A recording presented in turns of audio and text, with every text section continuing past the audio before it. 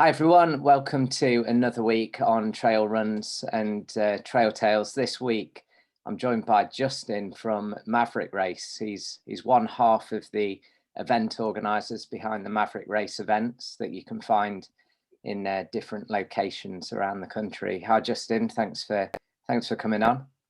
That's right, Tom. Nice to see you again. It's been a while. It has been, yeah, it has been ages. Doing well, but missing my chance to race at Maverick events, that's for sure. Oh, definitely. Well, got one coming to your area soon, so that's good news. You don't have to travel so far. I know. I'm looking forward to that. Towards, I think it's the end of April, isn't it? That's right. Yeah, 23rd, 24th April. The new Maverick Suffolk, which will be good. Yeah, it should be great. Lovely area. So yeah, quite keen to get people up running with us up there and yeah, some new trails. Yeah, there's some amazing trails, and there's a good trail running community as well. So I'm sure you'll get lots of people on board from around this part checking out the event, which will be good. Yeah, awesome. Good stuff. So yeah, just to introduce Maverick, for anyone who doesn't know, you organise trail races primarily around, I was going to say mainly in the sort of southern area of England, but you've got some different events now that are slightly further afield as it's grown, I guess. Yeah, so I guess just to start with, where did Maverick Race start? If we go back to the beginning, where did the idea come from? Right. Okay. So myself and Ben were working together in another event environment, and we kind of both enjoyed trail running, and we'd seen another event sort of industry sort of take the lead on how to deliver and how to make things better than what they're, a lot of events were. I think if you'd ever done events in the early days, they were very much paper entry forms. You had to be part of running clubs or some form of club. Feed stations with car boots, with a couple of sweets on the parcel shelf, that sort of thing.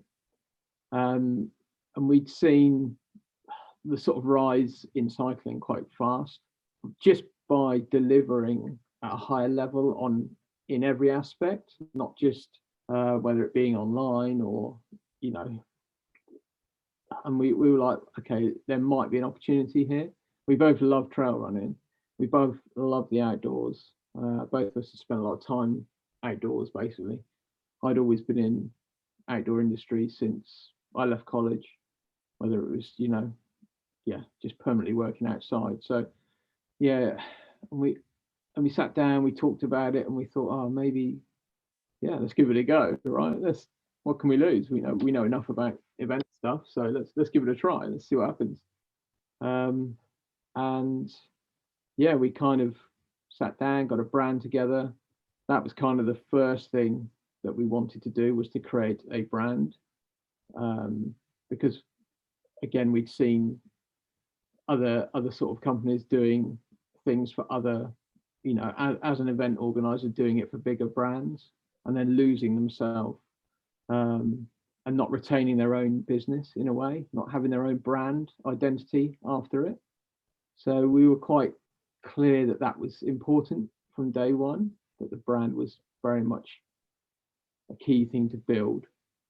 So we kind of set out, got a website built, and just sat down and thought, right, let's create some routes and see what happens. Let's go from there. And got some flags, got some couple of tents, and off we went. And it was a bit of a shock. We kind of, it was a big shock, to be honest, to start with. We kind of had this sort of vision that it would be, for us, knowing what we were doing, it would be really easy. So that first event day came round in Surrey. We had 99 runners for the first event ever, which was, we were pretty stoked with that. Yeah, it was really good. We had a few good brands in the early days supporting. we'd managed to secure a few extra things, just to make the event village look a bit better. And yeah, so off we went to Surrey. We kind of did it all a bit backwards. It was February, and we were like a bit blasé about how quickly we could set up a small event village and lay the routes with the signage and all that sort of stuff. So yeah, naturally we just cruised up there and started building this event village at sort of 11 o'clock in the morning, thinking like we'll get that done in an hour or so, and then we'll go out and lay all the routes. So yeah, by about 4 o'clock, we were still building the event village and hadn't put a single sign out on a trail. And as you know, in February it's starting to get dark. So yeah, we kind of looked at each other and went, "Oh, we've got a bit of a problem here. We need to go and lay 35 kilometers of route now between us, and it's getting dark." So the first question was, "I don't suppose you brought a head torch, did you?" And I was like, "Well, yeah, I got one." Ben was like, "Yeah, I haven't got one." So we were like, "Okay, let's lay this route together then." So we packed our bag, and in the early days, we from other events, we'd learned that people could strip course or rip your signs down. So we didn't want to use a lighter weight laminate sign that we'd staple. So we bought these slightly thicker Foamex signs, and they were quite heavy. So we managed to probably get about 5K's worth of signs in each bag at one point. So we were like, okay, so we're probably going to lay about 10K course here in the dark before it gets pitch black. And then we're going to have to come all the way back to the van and reload and go again and go again. So yeah, it was an absolute disaster.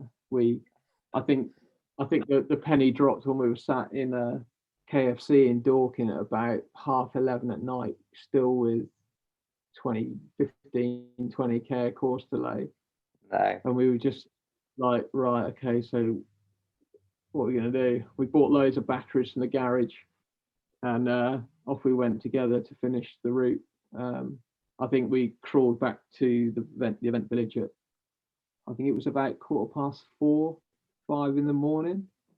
Blimey. Shot back to the hotel, had a shower, had a sleep for half an hour, 40 minutes, drove back to the venue to finish setting up and then start our first ever event. And it rained all through the night when we were course laying in the dark with one torch. Yeah, and it was quite amusing because the guys that we used to check the course in the morning were like, "Wow, did you guys lay this route blind?" Because we'd laid it so badly in the dark. So yeah, it was a real learning curve, and it was great because we kind of came away from that event kind of stoked with it, but right, we got to change things straight away. So yeah, we had a way better system and format for the next race. Yeah, and sort of brought more people in just to help in the morning and get the signs out and so forth. But yeah, I mean the first year was good. We started with 5 events and added a couple more because it was we saw an uptake, which was great. Yeah, I think we kind of almost stumbled on trail when it was getting popular, or it was still a little bit. It's still, I guess, it still is a little bit sort of underground compared to road running. It's still not level, but yeah, there was a bit of a buzz around it. We started to learn a bit more about what was really going on in the industry and what was out there. Like UTMB was something new to us. We hadn't really heard much about it. It was still quite fresh and things like that. And then these little sort of run clubs and hubs that were popping up in the city. And so we spent, I mean, at this time, both of us were still working full time in our jobs. So we were kind of, doing these event stuff whilst working, and then trying to find time to go and meet people that who might help us to increase sales and drive runners to us. We'd get in the car quite often and head to London in the evenings after work and meet running clubs and and stuff like that. And we met up with the guys from Advent Running, which Cloudy and Matt, Yeah. in the early days, and they were quite instrumental really in driving runners to us, and that was a really good relationship. And that's how we met the guys that are part of the team there, like Spencer, Ben, Nice. and all those in the city. They were all in that ultra trail runner clique, and it was kind of spreading. It was spreading to the other run clubs, and I think we just kind of hit it at the right time with them. And we met some really great people early on that have seemed to have continued to run with us or passed on Maverick to other sort of people that have taken on their roles in run clubs and stuff like that. So yeah, it was just, I think it was timing really. It was good. Yeah. It was a good time. Which year did you launch with that first event? 2013 we started the brand, and then 2014. Okay. So yeah. And then I guess it's just kind of getting word out into those communities and organically sort of driving awareness of it. I think what people don't realize with us is that it was just us. There's always been that, the amount of emails we get, or over the years, thinking that we were some sort of corporate machine. First 3-4 years, it was an absolute grind, like relentless work, relentless driving, relentless hours, and for nothing really for us. It was just sacrifice to build this. And it's still really hard for people to understand that, I think, because I feel like, because we worked really hard to do a really good job of it, I guess the overall goal was for it to feel like a big event, but not be a big event ever, because we want everyone to be there and inclusive and inviting, and still be able to rock up to an event and recognize faces in the crowd. And that's something we've always been really stuck to our guns on. We've always been the guys that reply to emails, until recently, but it's and that's been really important to us in growing. And I think you can get easily lost in all that sort of stuff and forget about your runners and the people that support you.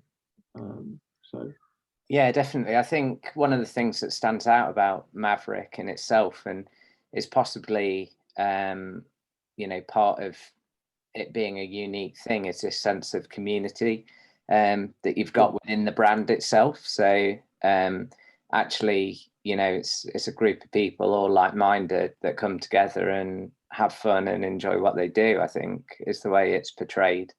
Was that one of the motivators behind it, to be able to create a community? What were the sort of things that you were looking to do perhaps differently that other people perhaps weren't doing? I think it's weird actually, because we also set out to not spend money on things like advertising, marketing. That was all myself, Ben, and now obviously Elise and Britt helping. But yeah, we kind of didn't put any money into any of that. We wanted it to grow organically, because we wanted it to be runners that really want to be there. We didn't want to force it upon anyone, or we didn't want to pay promote posts and stuff like that. We just wanted people to come and join us and follow us and see what we're about, and sort of get sucked into the community and the brand. And I don't think we could have ever imagined how that community has evolved. I guess I guess we were kind of a bit blind when we started as to where we were going to go and how it was going to go. And I guess by heading into London in those early days and meeting those key sort of trail-based running clubs, kind of directed us a bit more as to how we would proceed with Mav. And it was not about rushing it. It was about organic growth, and interacting with everyone and making sure the social content is good. It had to be, everything we do has to be good. Like we always get asked, or when we do stuff with partners, we're quite clear on stuff. We're not going to put any sort of form of selling on any of our social platforms. Like stuff like that, we just cannot stand. It looks ugly, it's horrible. It looks desperate as well. If you're permanently discounting, permanently driving some form of sale or deal on your social feeds, it just doesn't work. It's all about sucking people into the brand and seeing what we're about and going to these amazing places and let the pictures speak for themselves, really. And so that's really important to us. And I think that's something that comes through, particularly on platforms like Instagram and Facebook, where people have communities and they create a page or a feed of what they do. But if you're creating great content that people are interested in, then you're going to generate the sales from that, and you're going to draw people in to see more about what you're about, rather than just putting offers and deals in their face all the time. And if people like it, they're drawn to it, they're gonna come and try it out and pay anyway to do a race or whatever it might be. Sorry. Yeah, go on. Sorry. Yeah, I think we're very lucky in the fact that we've got some amazing photographers as well, like Jake, Phil, Ben, Lumley. Those guys just over the years have given us incredible content. And obviously they get paid for their work, but it's invaluable to us, and I think the runners really appreciate it, especially as it's free. And quite often, some people get amazing photos of themselves for nothing. I know that a lot of people included in the cost of a ticket, but quite often you go to events and that's not. So again, it was something that we really wanted to make sure that was available for runners, because we didn't like that doing other events ourselves. Paid photos event, it's not right. It's like doing a big city marathon, and then you have to pay like 30 to 50 quid for about 3 photos of yourself that aren't necessarily that good anyway. But things like that are massive plus points, to runners. And are they the sort of things that you originally had ideas like that, or are they things that have evolved over time? No, that was one thing we were dead set on when we started. Photographs had to be free, and we were lucky. We had pretty good photographers from day one, and actually Jake was one of our runners, and he used to race and win quite a lot of events. And then we got to know him better and found out he was a photographer, and now he's pretty much does everything for us. So it's quite a nice story with him. It was definitely something we wanted from day one. That's cool. And we do try genuinely really hard to get as much value as we can for the runners, and obviously we went down the route of beer really early on, which was a big, like, we sat down and we discussed it for ages. We were like, we're going to get absolutely shredded here for doing this. It was a bit risque, to be honest. And then, we did get the odd email saying, "Oh, this is ridiculous. You're promoting alcoholism and all this in sport." And we're like, well, not really. Like, it's your choice. Take it or don't take it. And like, we know what trail runners want. They love to sit and chat and have a beer after a race and eat pizza. That's just what we do. It's just a very, we're serious, but not road run serious. That's just the way it is. It's just part of that experience, isn't it? And that the whole event isn't focused around beer and alcohol, but it's a nice kind of part of the experience afterwards that people can enjoy. And then I guess it helps kind of keep that sense of community going as well. People can hang around after and have a drink, or have something to eat as well. I think when I've been to the Maverick events, that's something that I really like afterwards. You get to kind of hang out, and there's a bit more of a sort of like mini sort of festival vibe, and you know, you can just hang around with your mates. It's pretty cool. And that's it. Like everyone's really chatty and friendly, and yeah, and I think that's what's super nice as well. Yeah, obviously we want to grow and get new runners in, but it's so nice to finish an event and see, you know, people like yourself sat with people from London or from Devon, you know, other areas that have all come together. You've seen them at other races, and people start chatting, and then you see them chatting online together, and you're like, wow, you know, you bring people together without really trying. Just by creating quite a nice environment to start or finish a race at. So yeah, again, that was something we wanted massively. We wanted to create that really festival vibe every event, and obviously COVID kicked that into touch a little bit this year, but it looks like we'll be back there again, which is great. So yeah, after a short period of time out, but yeah, hopefully things getting back on track very soon. How have you seen Maverick grow over the years then? So you started with 90 runners. How many do you get now to an event? I mean, realistically, out on course 500 really, but we can now sell to sort of 700 if we want. Because we know we get a percentage of dropout per race. So, but sort of 500, 550 out is pretty standard, and that feels nice now. But it's quite funny because obviously when we went into it, we thought, oh, it must be really easy to get 500 people to an event. You know, coming from doing bigger events and seeing loads of cyclists or whatever other events that we've been doing, thinking it can't be that hard to get 500 people. But actually, it was really hard to get that many people.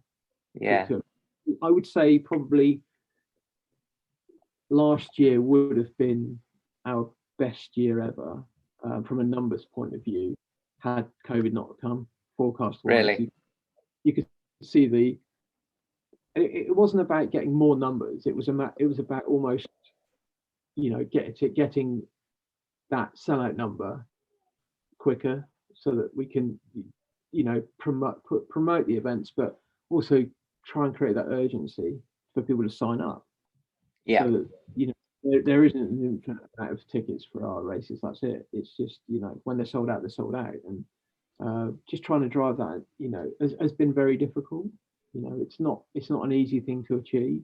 And I guess, yeah, you're trying to get to that point where you do races, but you want to do more. But I guess we don't have some races that are like, say, Centurion at the moment, where they're, you know, 150 milers, and they sell out super quick because they're well known, but they do less races, so that's a bit different for us. So, but we're in a good place now, I think. And do you think you'll get to a stage where you will be putting on bigger races with more people, or are you quite happy with where it's kind of got to? And I think we're happy with where, because actually I think the problem is you start to hit 1,000 people, you lose that interaction. You know, and actually going from, you know, 500-600 to 700, 800 runners is quite a jump. It might not seem it when you look at it on paper, but from an event village and, you know, what the trails can physically take, it changes things quite considerably. It actually means that, I mean, we've learned this year actually doing wave starts with COVID, you could have more runners, and it works really well, like the wave starting. But I think we've got to think about impact on, you know, like trails, sustainability, and all these sort of things really. And it's not a cash cow. That's not what it's about. It's, you know, if we wanted to go down that route, we'd sell tickets at £20 a head and just be swamped. But we don't want that. We still want to turn up to an event and see those faces that we know. And I think you start going that way with bigger numbers, you'll start to lose those people. People, that's when you start to get problems, I think, and you start to get issues with governing bodies, councils, like forestry, national trust, all those the landowners that we have to deal with on a regular basis to get permissions in place. People do get sick of it. I think a case in point really has been Snowdonia over the years. It's always been very difficult. I don't think people realise what a slog it is to get an event there. And I think this year was with COVID. Well, last year when we had to cancel because of COVID, it kind of opened our eyes a bit to the amount of stress and hassle that certain areas do give you, and you think, are they worth it? Just think, okay, because no matter how hard you try, you can't win around that area. Not necessarily blaming local people ever, but a lot of areas don't want you there. So I think, growing is not a great move to hitting massive numbers. I think you just end up upsetting a lot of people. Yeah, and probably dilute the database as well. I think, yeah. Yeah, I was going to say it's probably goes a bit against the sort of ethos that you've got as well. And like you say, it does come with an added level of work and responsibility as well when there's so many people involved. And there's cost implication. You think, okay, so you go to 1,000, you've got to find a bigger car park, you've got to have more staff on the day, you've got to hire in more toilets, you've got to you've got to buy more medals, and you're going to have a higher percentage dropout. So, but all those things are, the attributed cost will go up, and at what point it's not really worth it anyway. That jump is quite, it's quite a large number for it to be worth doing anyway. So it's a good place, with the numbers we have, to be honest. So we don't really see us doing huge events unless we can do like Saturday, Sunday, and we split the days, that sort of thing. So we do have 1,000 people over a weekend, but not on one day. So we give the option to run a Saturday or a Sunday, or run both, or things like that. Definitely. I mean, it sounds like the sensible approach to it. And I was going to say, how have the events changed over time as well? Did you always start out with the idea of having like a short, medium, and long distance option? Again, the main reason for that really is we didn't want to alienate anybody. We wanted everyone to be welcome, and I think when you look at our runner database on paper, what we see now is that we can track a 5K guy from 3 or 4 years ago now running ultra with us. So I think we've always thought about the journey for runners that join us. Because there's quite a percentage of runners that maybe hit the 5 or the shorter routes who haven't run trail before. So for them, we are the gateway. So making that experience absolutely perfect from day one, whether it's 5K or their first 10K, and taking them to ultra for us was important. We wanted to complete the journey, and whether they go on to do other events like Centurion beyond our 50Ks, that sort of thing is great. It's at least they've started that journey with us and probably come back to us. So people do often ask, do you want to go longer? Are you going to do longer races? And we're like, I don't know. They're a bit of a different beast, aren't they? The real long ones. Yeah, and I think it's okay if we don't do as many races in a year, and you're going to get good sign up. But if we did more than 3 or 4 of those a year, it'd absolutely destroy us on top of everything else. They're week long week-long events to deliver really by the time you get the course laid, get everything in place, and then collected course or whatever. And I think actually what people like Centurion do good is that they've kind of captured a market where they don't really have to put too much signs out because they go point to point. Yeah. So, but you don't want to. Yeah, it's kind of like doing it for the sake of it. If you go down that route against someone like Centurion, it's just not worth it. Yeah, sure. When did you introduce your ultra options? That was a more recent addition, wasn't it? Yeah,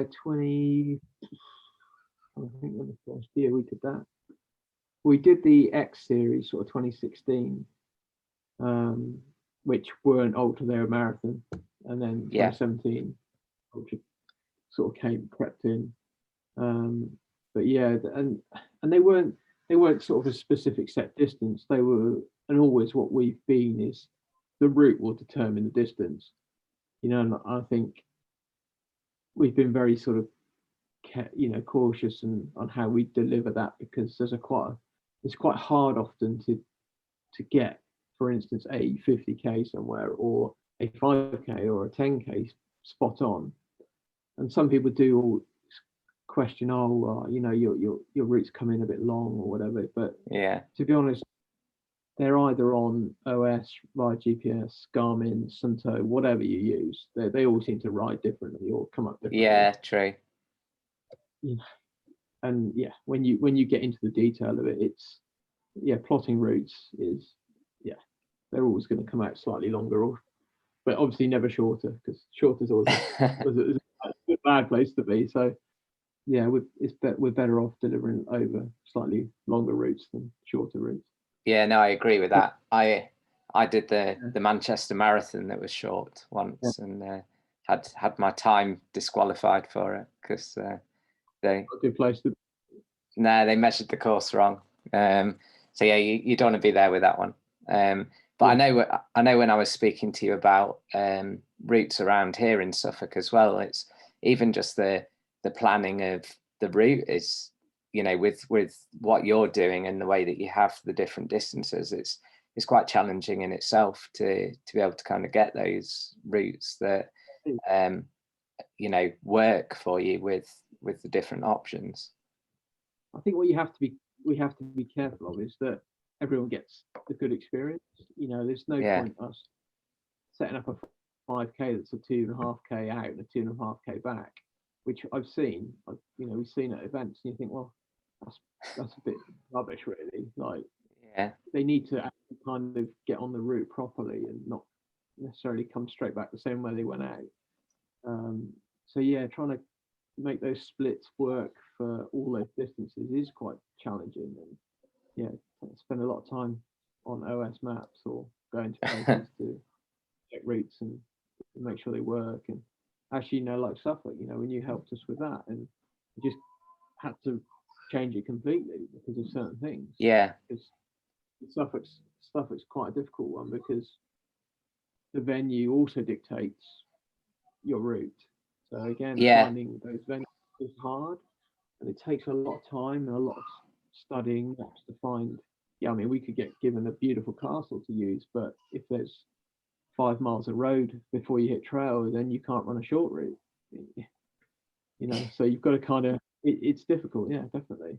So those finding those venues is tricky. And actually, this year, COVID threw a spanner in the works for a lot, and we had to shuffle so much. And last year, because suddenly venues last year were, well, we can't let you run from here because of COVID, because we're shut up, but other places would.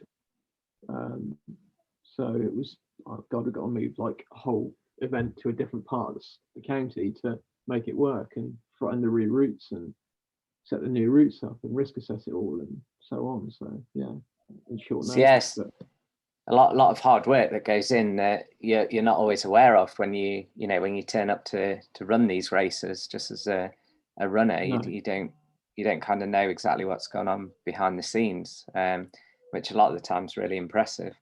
I'd say each event it's probably 2 weeks worth of manpower per event across the year. So with sort of 25, it's a full year of work Yeah, from start to finish on each event, I would say, if you break it down that way. So yeah, it's ongoing. And like now, even though we haven't really started this year, which is weird, we're kind of like, right, we need to start booking 22 now, because actually we would have delivered 8 events by now, yeah, and we would have started looking at rebooking them for 2022.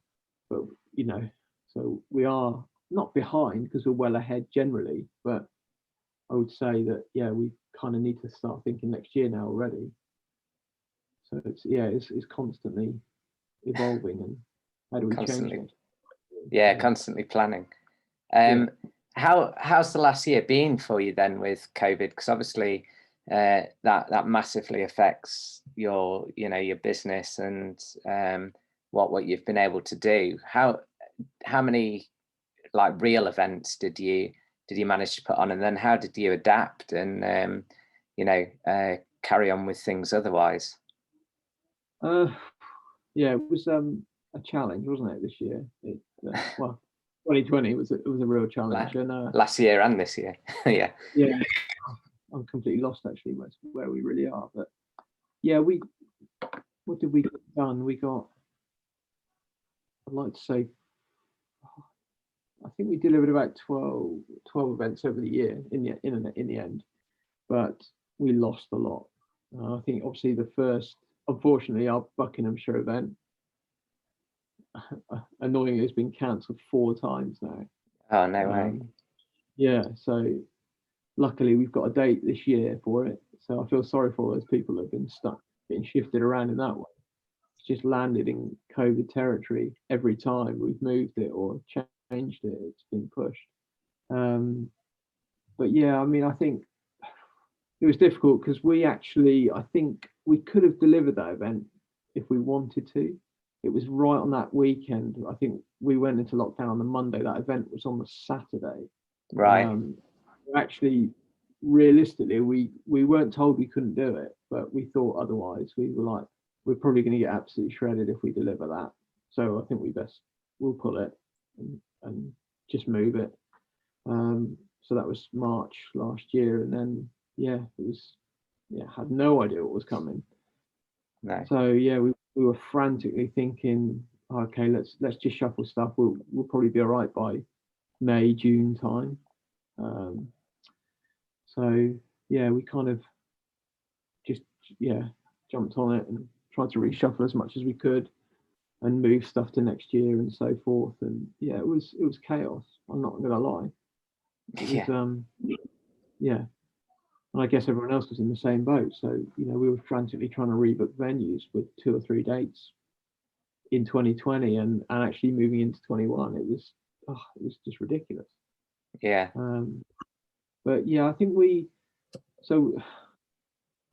delivered some virtual races to start with quite early on, I think it was really to sort of create some engagement, so we didn't drop off the face of the earth with everyone else, because we did notice that kind of a lot of people just kind of buried their heads, and there was nothing. All of a sudden, there was like nobody talking about anything.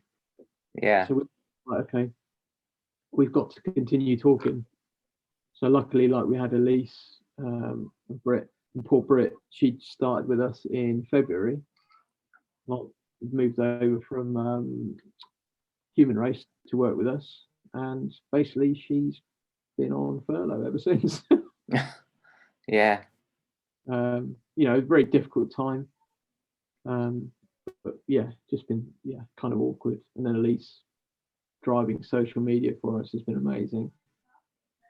So yeah, having those girls around has been fantastic, really, to help us sort of organise and do all of the finer detail, which, as you know, boys are probably not the best at. We're quite good at building stuff and planning, not planning, but doing all the other bits, and the girls are really good at the finer detail and the attention to detail. So they've been amazing. Couldn't have done it without them, really. And we kind of we were quite set in a way with the VR stuff to start with. We were like, let's just keep pushing them out there. We worked with results based to kind of change the sort of the platform that they had for uploading results for virtual racing and bringing in some sort of map-based challenges and so forth. Yeah. And we were doing that all for free of charge to start with. And then we started getting emails saying, "Oh, guys, like we don't mind paying. You know, it's kind of not fair that you're doing this for nothing. You know, we know you're stuck basically, so you know, just charge something." We were like, "Okay, fair enough. Okay, we'll charge a minimal amount so that people can get paid for a medal and stuff." And so yeah, we went down that route, and they were pretty popular. So it kept a lot of people happy. We did some quite fun stuff with sort of live race starts on Saturday, so it felt like a race day. We set up the arch and all that sort of stuff. Bit of fun. Yeah. Just trying to just create content really, because yeah, like I said, everything had gone flat. There was no one talking about anything, and we all knew that exercise was going to be the thing that got everyone through COVID. So yeah, it was it was a journey. Yeah. And then we did the NHS T-shirt thing, which was a great success. God, I can't remember. I mean, we sold, I think it was about 1,000 T-shirts. Wow. Raised like 8-9 grand for NHS, which was quite fun. You know, it was just doing stuff really that nothing. It didn't really benefit us financially in any way. You know, we could have done with a bit of support that way, but we wanted to really engage with the runners really, and deal with the issue at hand. And then yeah, we kind of got the green light to go ahead again in August. Luckily, Dorset venue, someone we know quite well, so he was like, "Yeah, fine, just go for it, guys." And I think we pulled the trigger pretty early. No one else had really done an event, so we got our COVID procedure in place. Spent a while doing that. Again, the girls were amazing, getting the detail and all that sort of stuff set up. Made sure it was pretty safe, and kind of wanted to see what the feedback would be after that event. Yeah. We had really good feedback from runners saying they felt mega safe. So that gave us a lot of confidence carrying on with that format. It was a bit more time consuming because we couldn't have a start and a finish line. We had to split them. So from a venue point of view, it's been a bit of a challenge, and timing issues, and also all the team and the staff have always suffered a little bit because days have been longer. With wave start, the marshal points people don't really think about, but those guys are out there from pre-race starts, to say sort of 8:30 until the last wave goes at sort of 11:30. And if they're at sort of 15-18k in the course, they're out there for quite a long time on their own. So people have been amazing with supporting that as well, with the sort of staff and the team. Yeah, it threw up some other obstacles, but yeah, we've got a great team, so everyone just took it in their stride and did what we needed to do, really. Yeah, no, that's awesome. And then I think we got a few events done then, and then got locked down again in November, didn't we? And that was we lost 2 events in November. Dark Series took a hammering this year, unfortunately. Of course, yeah. We didn't deliver any dark events, so it's a bit of a shame. But again, annoyingly, they've had a bit of a kick for this year as well. But we've had to figure out how to do 2 events in one day this year on a few of them. So we'll be doing a normal daytime event, then just hanging around till it goes dark, and then doing a dark event in the evening. So that's going to be long days. Yeah, that is. Sounds good though. Yeah, I think we should give something different. I think now looks like we're allowed to mingle again in June properly. We want to try and deliver a bit of a different aspect there, and extra stuff in between as a filler, like maybe live music, Adidas looking at stuff like climbing walls, that sort of stuff. Just bring a new element that people don't need to go home if they want to do a double run day. So we're just trying to figure that out at the moment. So yeah. Yeah, I mean, yeah, and it's been awesome to see how events have responded and, had to put measures in place. And from what I've seen, everyone's done, a fantastic job, Maverick included. And it's been great to see the all of like the virtual races and just the initiatives, because I think that really helps to keep the community engaged and motivated as well. Gives people something to aim for. So yeah, hopefully. Go on, sorry. Last VR we've just done was wow, like mind blowing. Like we sat and chatted about it and thought, oh, let's do something a bit different and let's do like 40K, 40,000 miles, whatever. Are people going to do that? It was like, oh my god. And we kind of just went, oh, if we get 500 people sign up, that'd be amazing. That'd be so good.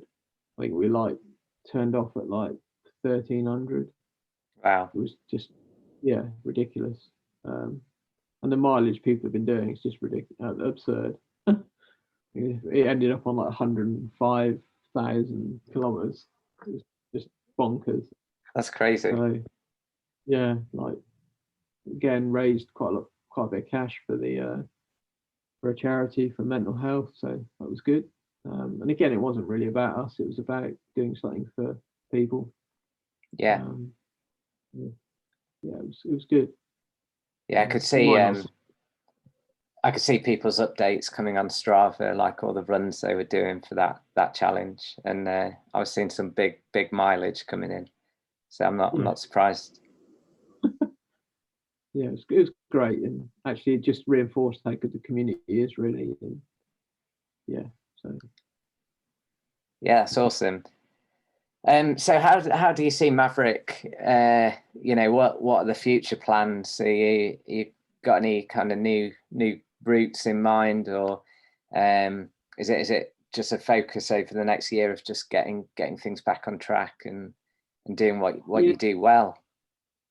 I think this year was definitely about getting back on track, because really COVID's put us back 2 years, I would say.